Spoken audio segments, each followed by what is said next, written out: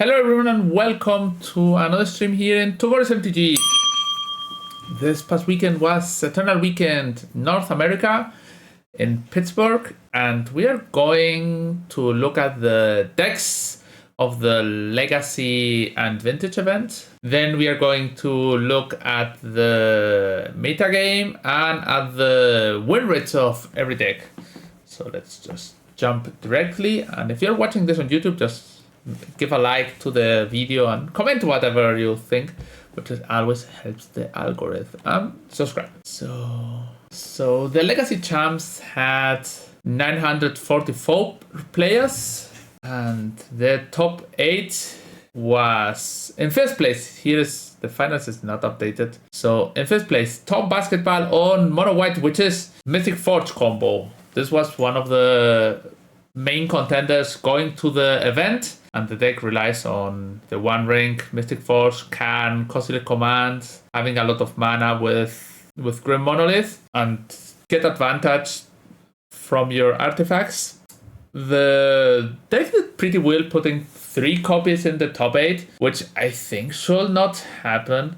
We will see, but players were not respecting this deck quite enough. They thought that with one null rod and 2 consigned to memories, that will be enough to stop it.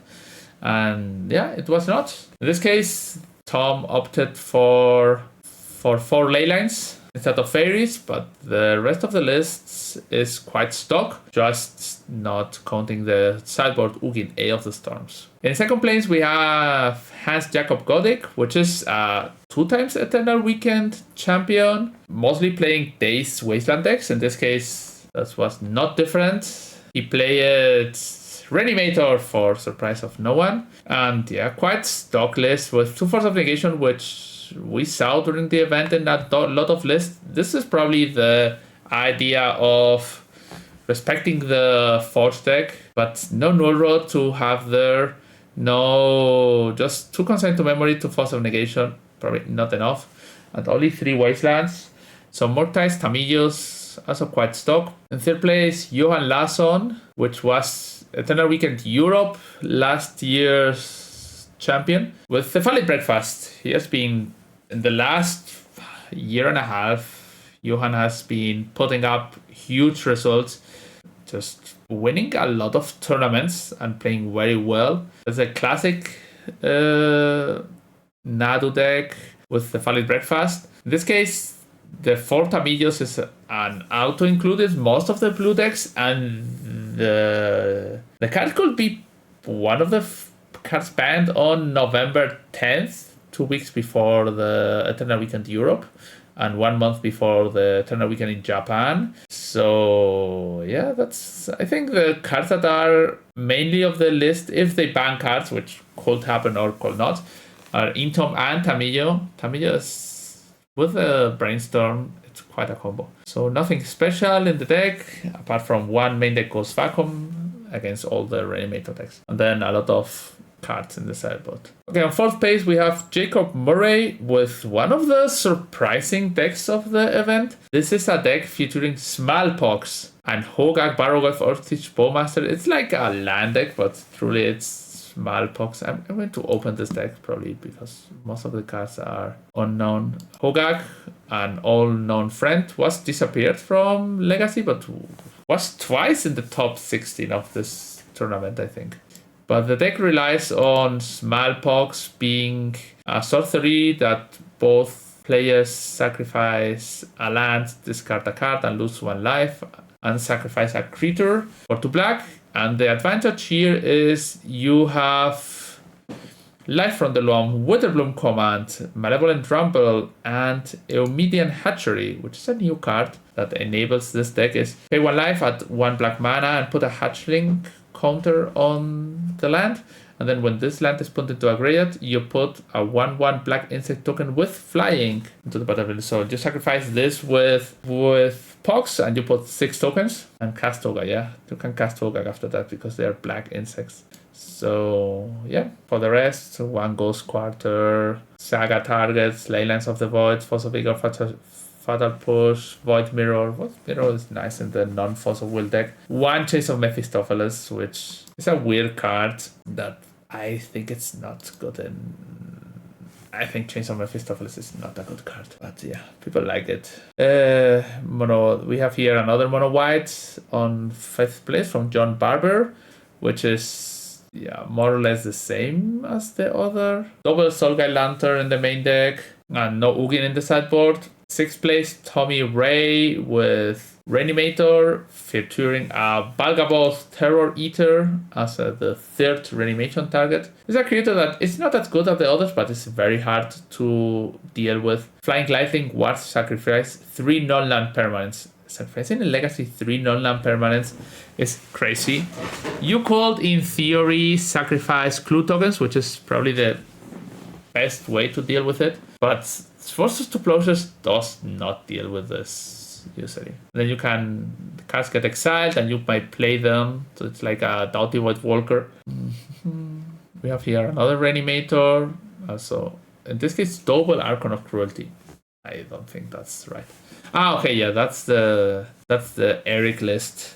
In this case, this list is very nice. It's main deck Reanimator with Dark Rituals, like your average Reanimator deck with more Animate Deities and Lotus Petal to go a bit faster, but then it swaps into a Doomsday deck post-board. These decks are good because it gets your opponent by surprise. They board in all the fairies, ley lines, and all that stuff, and then you just Doomsday them. The problem is that if you need real sideboard cards, you only have 2 Duress and 2 Force of Negation.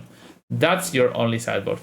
You hope that your proactive and swapping plan gets there, but this deck is... I don't like the Reanimator and Legacy, but this is a deck I will be maybe playing. So here we have Mono White, Mystic Forge, and Colorless.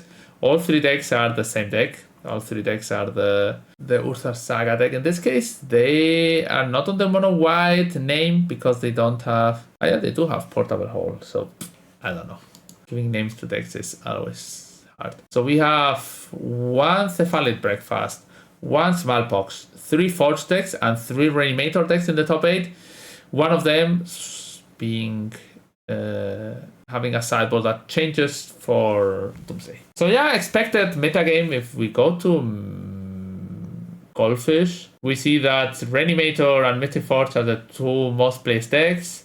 And then whatever. Nothing surprising there. Then we have Adam Kulp in Rakdos Reanimator. This is a classic unmasked faceless looting deck. 4 Archon, 4 Griselbrand, no Atraxa, just go for my opponent's head. With, in this case, no Exhume, but Shallow Grave.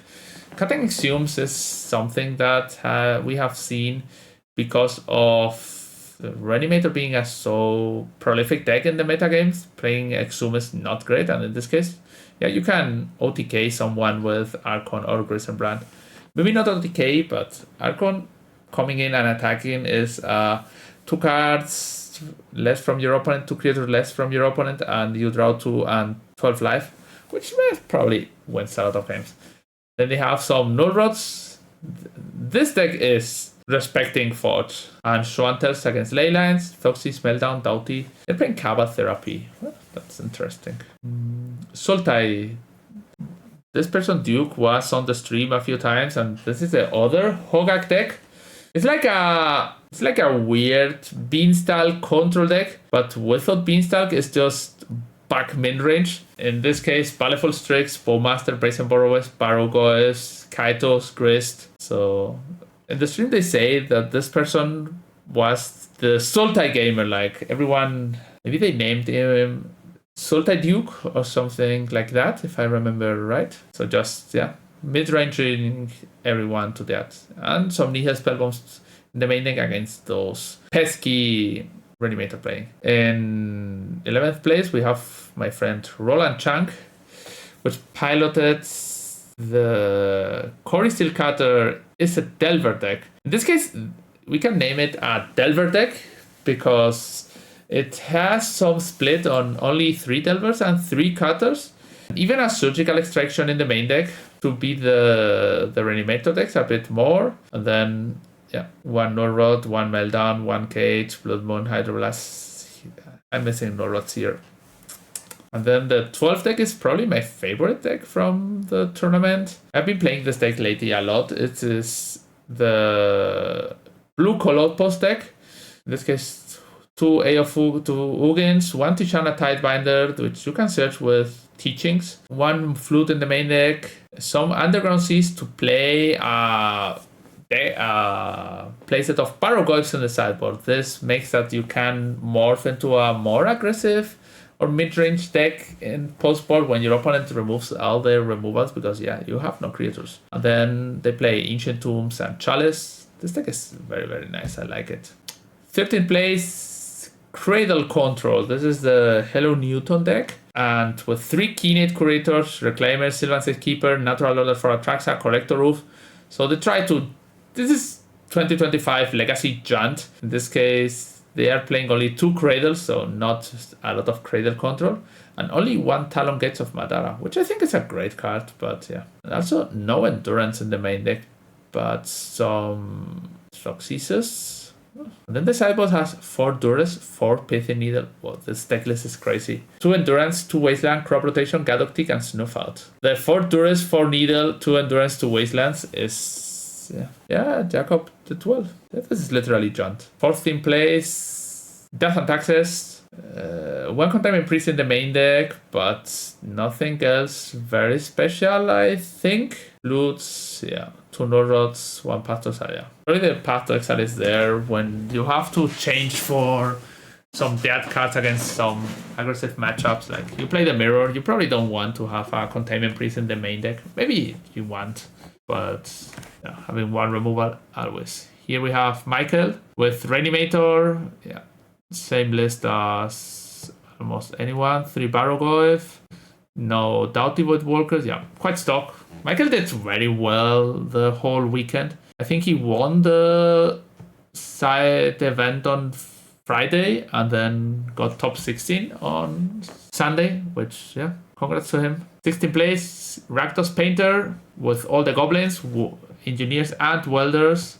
The Devourer combo, 5 Pyroblasts, 3 Cauldrons against the Reanimator decks, and some Blood Moons, Dumping Sphere. Dumping Sphere is also a good card that you cannot play Null Rod, but they still had 1 Null Rod. So they did respect a lot the Reanimator deck and the 4th deck.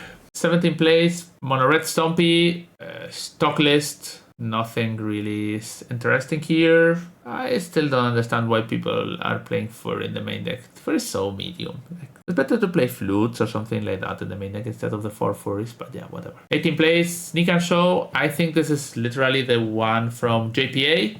If I read the Twitter right. 1 Mesmer's Village, Pentat Prism to be able to cast Atraxa, because you can Pentat Prism for 2, and then this ramps, and then you have the black and the white mana. So there is a way to hard cast Atraxa, plus just random.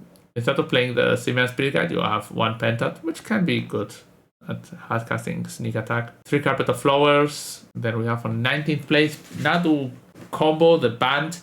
Quite stock list. I don't like Uro a lot and still think that Prestibil is better than Sizecat Cap. But for the rest, it's quite stock.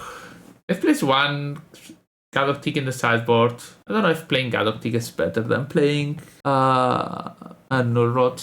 I guess it can be.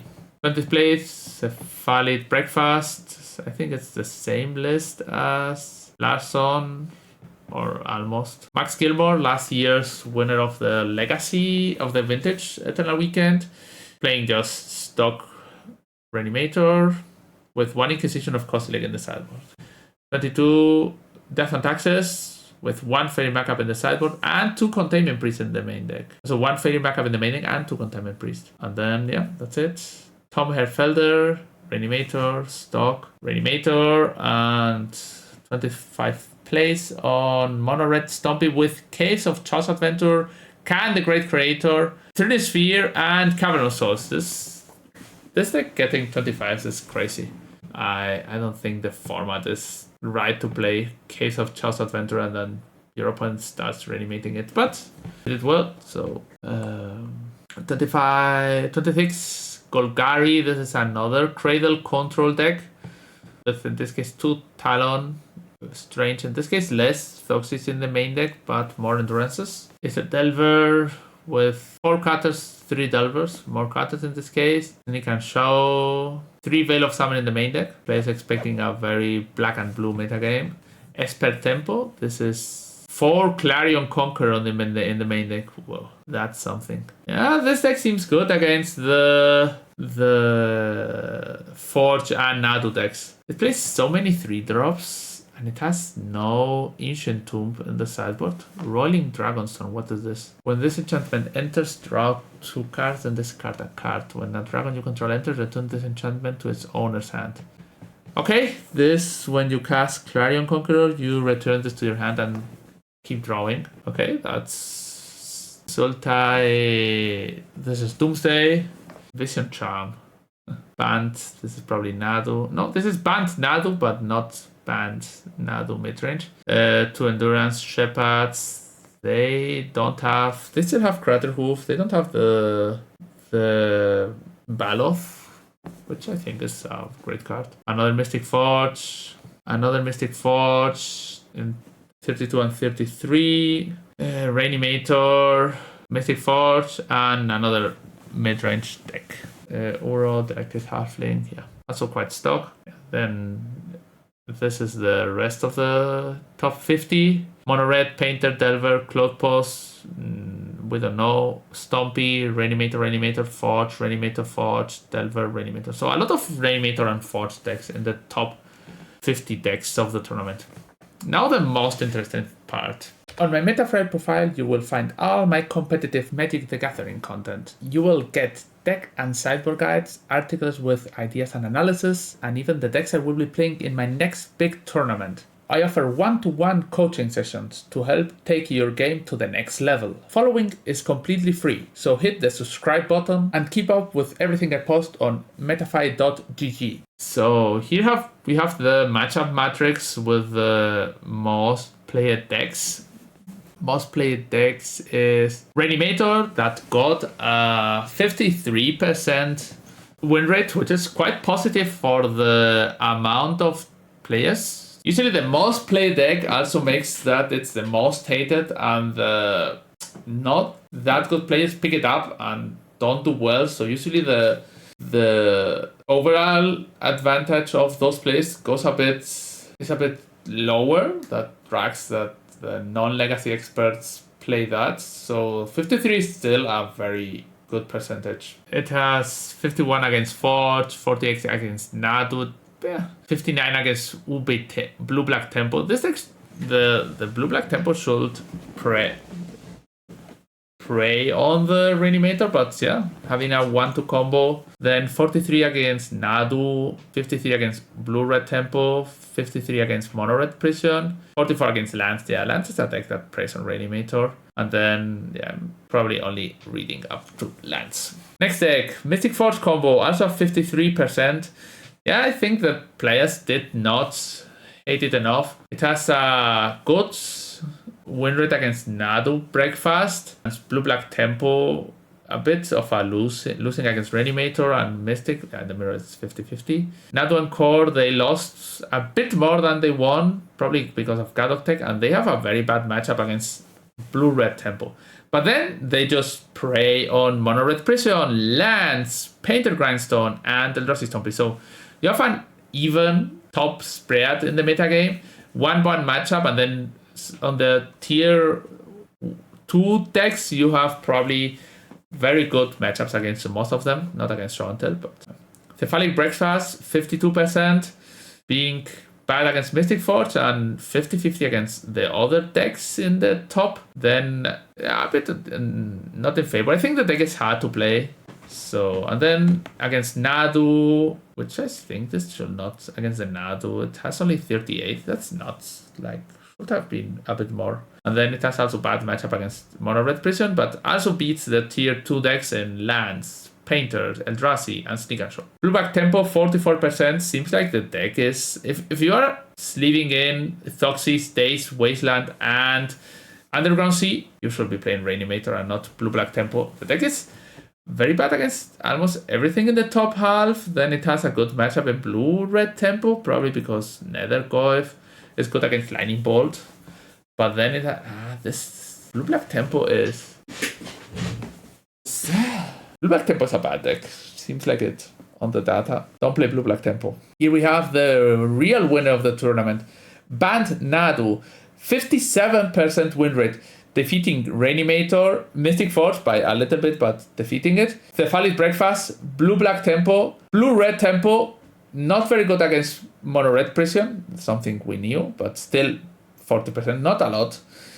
Beating Lance, which I think it's not that 60% of matchup, but okay. 50-50 against Grindstone, not a great matchup against Eldrazi Stompy, but having a very high percentage against most of the tier 1 and tier 2 decks. So this is a strong deck going into the next 2 months of tournaments. Blue-Red Tempo, 50% win rate. And we are looking at only beating the Mystic Force deck from the tier 1 decks. And yeah, having someone loop-sided tier 2, like very good and very bad matchups. For example, against Eldrazi Stompy, but yeah, this is just bad. Hello, Aggro. Lance is bad. I haven't got to Lance yet. Mono Red Prison, 50% win rate. Yeah, it's 50% against the field. Very medium matchups, very good matchups, very bad matchups. Yeah, I think the deck is very good in the metagame, but yeah, the results are just medium. Like, yeah, it's your 50% wins. Lance, 47%. Good against Reanimator. Bad against Mystic Forge. Yeah, the Mystic Forge deck, I think it just... Like always, Lance is bad against the combo. The truth is that Flute is a great addition to the Lance deck, but now the Lance deck plays a lot into the Saga and Depths combo, and playing against the deck with 4 Costless Command is not something you are expecting. Yeah, Raker and... You can flute the Karn, but maybe not the Ring, but maybe not the Fort, but you have also to deal with the constructs. And it's easy that they get Key and Monolith rolling, and then your mana denial plan falls like domino pieces. So yeah. Cephalic, yeah, a fast combo deck that has Graveyard combo, Nadu combo, Forces, Swords to Brushes will never be a good matchup for lands. Beats Tempo, yeah. Classic Tempo, not very good against Nadu. Yeah, we saw it earlier. Blue-Red Tempo, also not a great matchup. Yeah, the Tempo decks, I think Corey Steel Cutter has changed a lot of the dynamics of the lands decks against the Tempo, the Blue-Red Tempo decks, and then Mono-Red Prison. Yeah, Prison beating lands, classic. You can still lose, but if the Prison deck draws medium and plays moderately well, it's okay. Painter Grindstone, yeah, another Blood Moon deck. And then you beat the tier 3 decks in Eldrazi Stompy Sneak and Show, which in the past was a bad matchup, but Flute has changed a lot of that. Grixis Tempo, yeah. No Corey Steel Cutters changes a lot. And Mono Blue Call Outpost, yeah. Wastelanding Cloud Post is always a play. Painter Grindstone, 50%, yeah. Like always, it's a bit like Moon Stompy, very good matchups, very medium matchups, very bad matchups. And finally, Eldrazi Stompy in the bad against the tier 1 decks. Against the tier 1.5, tier 2 decks, it's good. Then it's bad against... I will not play Eldrazi Stompy. Not a lot of data here, 221 matchups played, but it's not a deck I would recommend. We'll go a bit down to see what deck did well. Mono Blue Outpost, 58%. Not a lot of players played it, but the deck is very strong. Very positive matchups against the top tiers. Blue White, this is just Guy Wizards probably. Bad deck, 51 on Storm, yeah. Maverick, 57, yeah. That's 4 people playing Maverick has like, or very, very good matchups or very, very bad matchups. So Show and Tell, 47, yeah. I don't think that sleeving Show and Tell when your opponent is playing Thoxys and Reanimate is the great hit. So yeah, tier 1, bad matchups, tier 2, good matchups, and 50-50. And yeah, that's going to be it for the legacy part. Going into the tournament, so Reanimator is a good deck, Mystic Forge is a good deck, the Fallen Breakfast is an okay-ish deck, Nadu is a good deck, and then probably those will be my top 4 picks for the future. Both Nado decks, Mystic Forge are Reanimator. So yeah, I think that will be my tier 1. And then on tier 2, probably putting blue-red Tempo, mono-red Prison, Painter, mono-blue Cloud Post, and then the rest. Uppsala Spells getting for 51%. Yeah, nice. So now into the vintage part. This is going to be a bit faster, but just to also speak about it. Here, the tournament was won by Jeremy playing Mono White Initiative. Play a lot of Hate Bears and Void Mirror, Wastelands, and make that your opponent never get to place a game. And then on tier 2, we have, on second place, we have Dave Kaplan, a vintage classic player with Dimir Lurus. In the finals, we could see that the deck had some work on playing Fatal Push instead of Source Explosion. There is a fight between Esper Lurus and Dimir Lurus. The Dimir Lurus has a bit better mana base, but a much worse game plan. Not having Source Explosives in the mirror or against the initiative deck really hurts. Is Nado the Thinit version? Yes, it's the Thinit version. The Halfling, Antiferis, and Force of Will versions.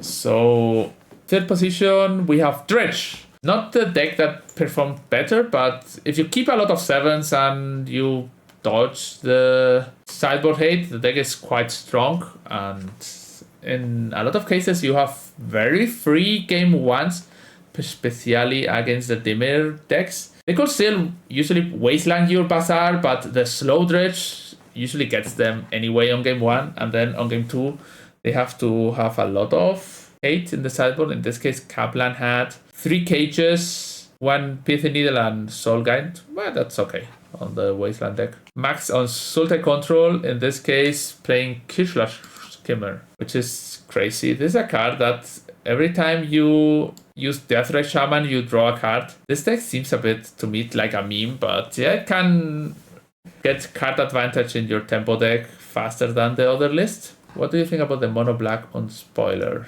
I'm not there, but we will get there. In this case, we have Batista with mono black Scam. This was an unpowered deck because the Eternal Weekend USA had unpowered price, which is not going to happen in the European tournament. So a lot of players just played without Power 9. That means Moxes, Black Lotus, Time Walk, Ancestral Recall, Time Twister, Bazaar of Baghdad, or Mizra's Workshop. And there was also Library of Academy of Alexandria banned, which I don't understand. The card is not even played in any decks. Like, banning Library is nonsense. The card is so bad in actual Legacy and actual Vintage. So just mono black Scam, literally the deck that was in Legacy when Troll was not banned and Grief. Just Reanimate Troll, Reanimate Grief, played Trawler, Doughties, Bowmaster, Sparrow Ghost, Thoxys, Tourist Dark Ritual, and that's it. We saw on camera displayed playing Demonic Consultation, exiling 30 cards to find a swamp, which was quite fun. Stillborn Cavalier, this is a card that is for 3 mana, protection from white and black. This card cannot be killed by the Esper or Dimir Lurus deck, so a nice inclusion there. Just Mana Dark Ritual, Cavalier go. 6th place, Greg Mitchell on Esper Lurus, like almost the same deck as earlier in the Dimir Lurus, but with white for Source to Blushers. And then we have colorless Raker Shops. This is, Raker Shops. This is the deck that tries to combo with Raker and double Sensei Divining Top to just win. This deck is cool. Loses against Nordrod, but it's a strong and cool deck, I think. And then we have in the 8th place, colorless Sphere Shops. This is just, Golos Shops. 3 Nordrods in the main deck and a lot of cards for it. This deck, I think, it's not that great. It's so bad when your opponent plays a fast frog. It's true they have Stone Cold Serpent, but that's the only real card to stop the frog. Like, if you dodge fast frogs, this deck is strong, but yeah, I would like to be able to play this at the Eternal Weekend, but I think the deck is 9th place, Esper Saga. This is Esper Saga, which is Esper Lurus, Dimir Lurus. Is it Merfolk? What is this? Is it Merfolk? This goblins. This is unpowered. Oh, this is the Moxus goblin deck without the name sticker goblin. Mock, Torch Courier, Goblin Chirurgion, Goblin Wizard. 3 Mimbric Trap in the main deck. Recruiter. So for 3 mana, sacrifice mob. It does 3 damage. Okay, this is a triple Mock Fanatic. Playing this card is crazy. Torch Courier. An attacking creature gains haste. Okay. Goblin Chirurgions. Sacrifice a goblin to regenerate target creature. Okay, this sacrifice a goblin, regenerate target creature. I'm gonna send this to a friend. And then Goblin Wizard, this is just for 4 mana and an Ether Vial or Elvish Piper for goblins. Jewel Shops in 12 classic Jewel Shops. You play Jewel, then you copy it with Phyrexian Metamorph, draw cards, draw cards, draw cards. The first paradoxical outcome Lurrus deck. This mostly look at the same. I think this, for me, playing Mystic Remora in a field where there is unpowered price and a lot of Esper and Dimir Lurrus, I don't think that's right. A lot of players registered Mystic Remora. I think the card is quite bad. It was good 10 years ago when decks had 3 Snapcaster Mages and that was the only creature played in Legacy, or maybe 4 Dark Confidants. But I think nowadays Remora is a bad card. Jeskai Lurrus. Okay, this is Underworld Breach Lurrus. Jeskai, this is another. Okay, this is, yeah, the Jeskai. Then we have Dredge, Esper. Yeah, just most of the other decks are the same. And now we will go to Justin's Twitter. I am actually level 1 of our main data analyst and vintage streamer. And he has some data here on the metagame. In this case, the decks with the highest win rate, the deck was Blue-Black Lurrus, if I'm not wrong, but only a 56%, and there were a lot of decks with over 52, like Esper Lurrus 53, Initiative 51. Not a great deck, but it won the tournament, but we'll see how much it was played later.